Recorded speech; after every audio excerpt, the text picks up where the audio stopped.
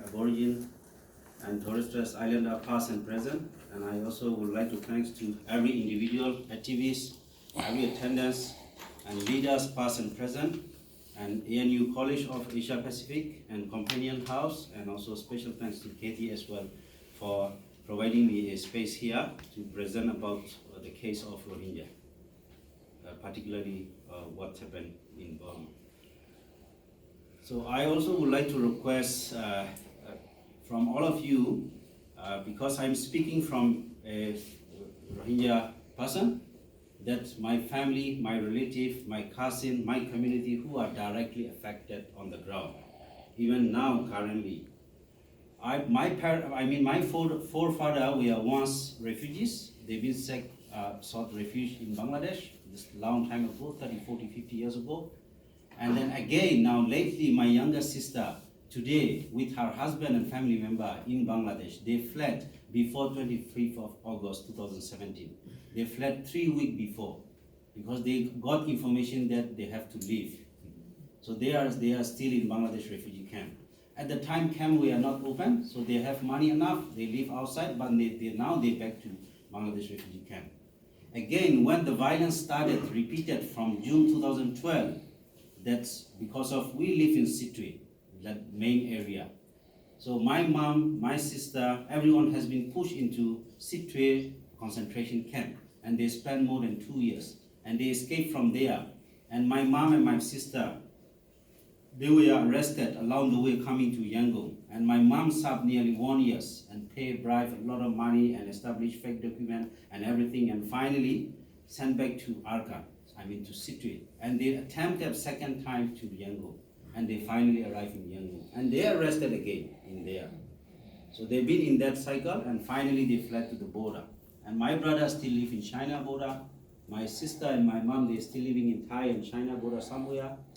And at the time it was bad luck. I was in Australian detention center, and I spent a long time, 32 months, and I have no communication at all with them, even though I have communication with Rohingya community based across Arakan state, like village based and then town based. We have a lot of communication with them.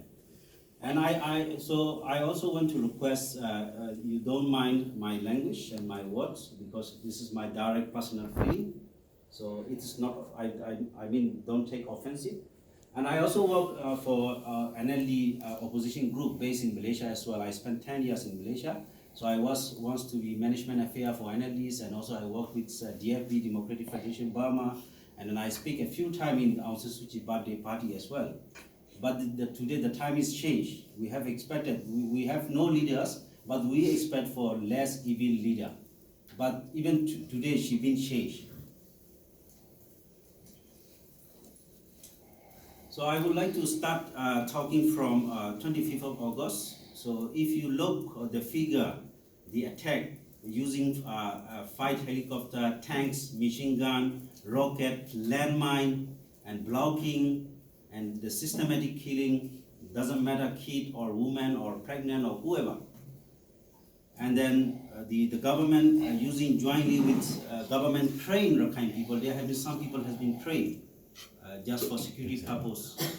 And then ALP armed forces, they jointly attacked Rohingya village. But that happened 25th of August only in Maundo Buthidaung Rathidaung region. It is called Mayu Special Region. So you look the number of deaths, just MSF has counted in the first month arrival, it is about 10,000, 8 to 10,000. And we have the report come up that estimated 26,000 to 39,000 deaths. Whatsoever, these are just reported number we calculated in Bangladesh-based refugee camp. There are many numbers, they were unable to escape. They were dying there. They were drawn dead. They were burned alive dead. They were cut off their throats. So if you count, for example, now we have 55,000 orphans in refugee Bangladesh camp. Where are their parents? Where are their siblings? Where are their family members? You will find definitely the death toll more than 40,000. Sure. And this is not only overall picture over 25th August, or we just blaming onto ARSA. So how about the past? We have again attack in October 2016. So we have the same thing, like now this time we have fled above 780,000. At the time, October 2016, we have 90,000 people fled, and more than 700 kids has been put in detention in the imprisonment without any trial. We still have more than 2,000 Rohingya, including 12-year-old boys. They are still in prison, Buthidaung jail and Sidoti jail, without trial, no court, no judge, no trial. Straight away they were in there. That time also we have, like in October 2016, we have killing more than 100 people over, and then rape hundreds of women. And again, the violence when it started from the Sidoti June 2012, you will see that number is comparatively lower, but destruction across 13 different townships. More than 26,000 houses has been burned down, more than 10,000 people dead. The most destructive areas Sidoti, Pauto, and Chaupu. So at the time we don't have ARSA even exist. And you will find the evidence that long knife and then the firing some arms, and then also like arrow they use, you will find all are one factory made. How that organized? I just able to collect some picture from there, and all the pictures showing they are same brand, same mark, same size. I can find out from here, these are one factory made. And the people at the time there were martial law. The people are not even allowed to out after dark. But these Rakhine people, armed Rakhine people, I'm not saying everyone, but the government organized those groups. They were freely traveling from Tango, Sidoti, Canberra, everywhere. They've been arrived before that 3 days earlier. And the electricity, the water, the internet connection, everything has been cut off in Rohingya village. And Rohingya are locked with martial law. And the government forces are there already. They beef up 2 to 3 times. And Rakhine people, when there was during martial law, they are openly allowed to carry the arm and crossing village after village and offering them bounty. And but the attack is different. Let's say, for example, Chauto or Sidoti, where is Rohingya minority, they ask Rakhine people to let the attack and the government force behind them. But where in Maundo, Buthidaung, Rathidaung, where we have Muslim majority, the government lead the attack. Only different the attack. So all are responsible by the government. This is the leader who is that cannot say the government they don't know, or they just blame onto someone.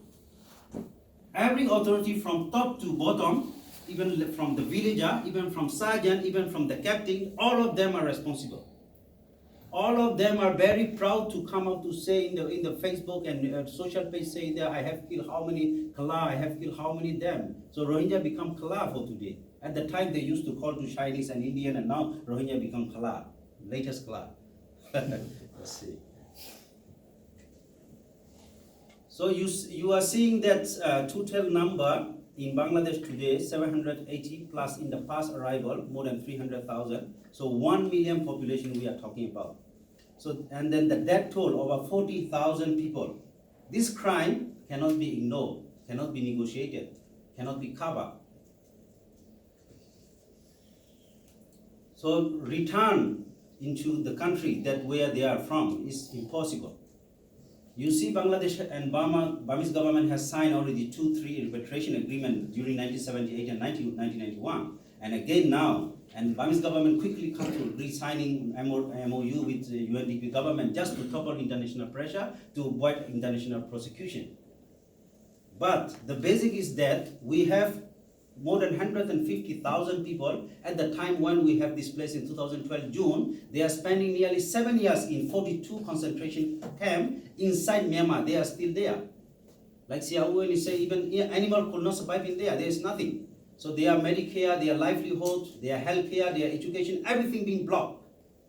Completely blocked. Even not allowed to deliver aid to them.